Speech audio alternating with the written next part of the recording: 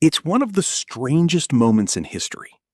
Imagine going to sleep feeling financially secure and waking up to find that everything you thought you had isn't really there anymore. No warning, no clear signal, just a sudden collapse that erased billions and pushed an entire nation into years of hardship. So, how did something like this even happen? To understand that, you have to go back, before the panic, before the crash, to a time when everything felt unstoppable. Welcome to the early 1920s. The war had ended and the mood had shifted. Factories that once built weapons were now producing everyday goods: cars, appliances, tools that made life faster and easier. Cities grew rapidly, skylines climbed higher, streets filled with movement and energy. It felt like the future had arrived all at once. Electricity spread across homes. Radios became a new kind of connection, bringing voices, music, and news into millions of living rooms. For the first time, people weren't just living in the same country, they were experiencing it together. And the economy? It was thriving. Businesses expanded, industry surged, opportunities seemed endless. Many believed this momentum would just keep going. But not everyone was moving forward at the same pace. Farmers, for example, were already under pressure. During the war, demand for crops had been high, but after it ended, prices dropped sharply. Many farmers borrowed money to keep up, buying equipment, expanding production, hoping things would turn around. For many, they didn't. Debt quietly grew in the background. Meanwhile, in cities, a different trend was taking hold. Spending became easier than ever. Instead of saving first, people began buying immediately and paying over time. Installment plans made it possible to afford things that once felt out of reach. It seemed harmless, convenient even, but it also meant more people were relying on money they didn't actually have yet. And nowhere was this mindset more extreme than in the stock market. Investing became a national obsession. People weren't just investing their savings, they were borrowing to invest more. With a small upfront amount, they could control a much larger position. As long as prices kept rising, it looked like a smart move. And for a while, it worked. The market climbed higher and higher. Confidence grew. More people joined in. At some point, the focus shifted. Instead of asking whether companies were truly strong or profitable, people were simply watching prices rise and assuming they would continue. That's when things became fragile. Imagine two mornings, just a few years apart. In 1928, someone wakes up, checks stock prices, and sees gains. Everything feels like it's moving in the right direction. There's confidence, momentum, a sense of being ahead. Now fast forward. Same person, same city. But now the morning feels different. There's no rush, no urgency, no excitement. The numbers that once mattered so much don't look the same anymore. Because something has changed. In late 1929, the market began to fall. At first, it didn't seem serious, just a temporary drop. But the decline didn't stop. It accelerated. Selling increased, prices dropped faster, and because so many people had borrowed to invest, falling prices triggered demands to repay loans immediately. Most couldn't, and that's when panic set in.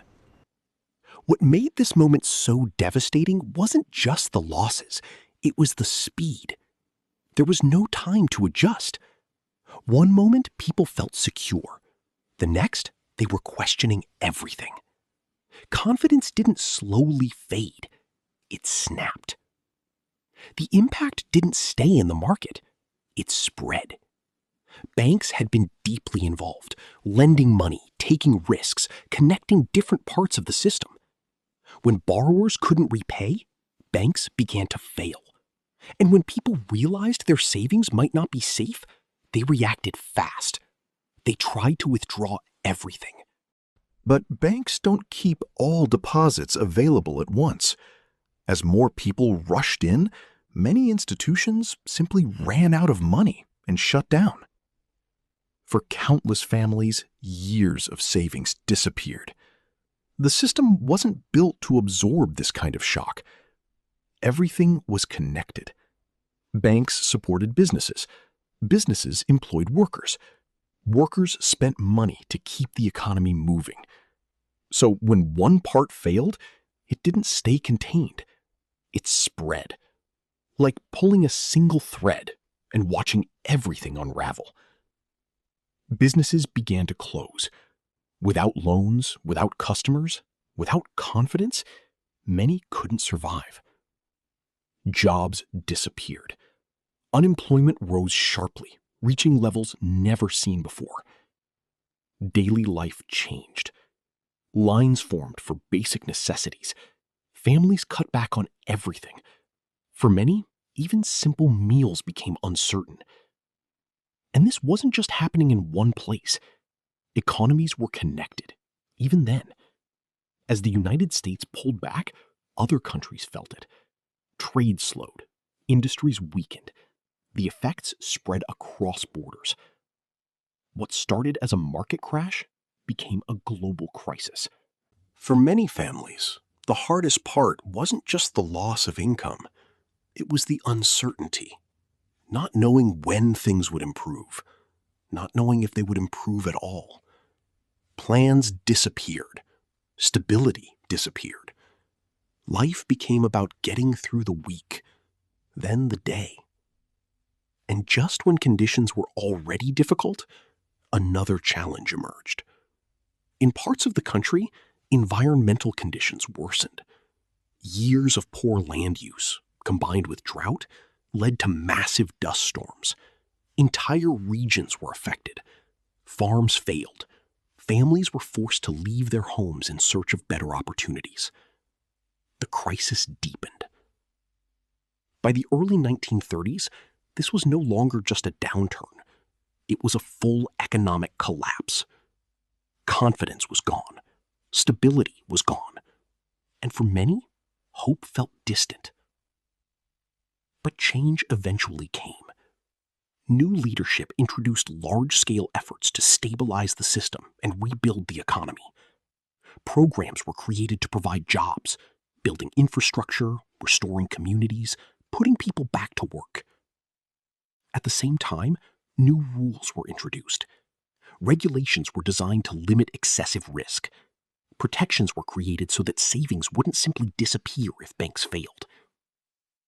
These changes didn't fix everything overnight, but they began to rebuild something that had been lost. Trust. Recovery didn't arrive all at once. It showed up in small ways. A paycheck after months without one. A business reopening. Lights turning back on in homes that had gone dark. These weren't dramatic moments, but they mattered. Slowly, conditions improved. Work returned. Confidence grew. Life began to stabilize. Not perfectly, not completely, but enough for people to start looking forward again. And maybe the most important question is this: could something like this happen again? Not in exactly the same way. The system today has safeguards that didn't exist back then. But the patterns? Optimism turning into overconfidence. Easy access to money turning into excessive risk. The belief that this time is different. Those patterns don't disappear. The Great Depression wasn't just a financial event. It was a turning point. A reminder of how quickly things can change and how important it is to understand what's happening beneath the surface.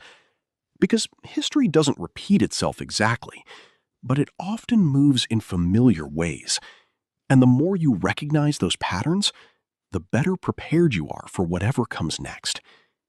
If this gave you a clearer perspective, consider liking and subscribing. It helps me create more content that breaks down complex topics in a simple way.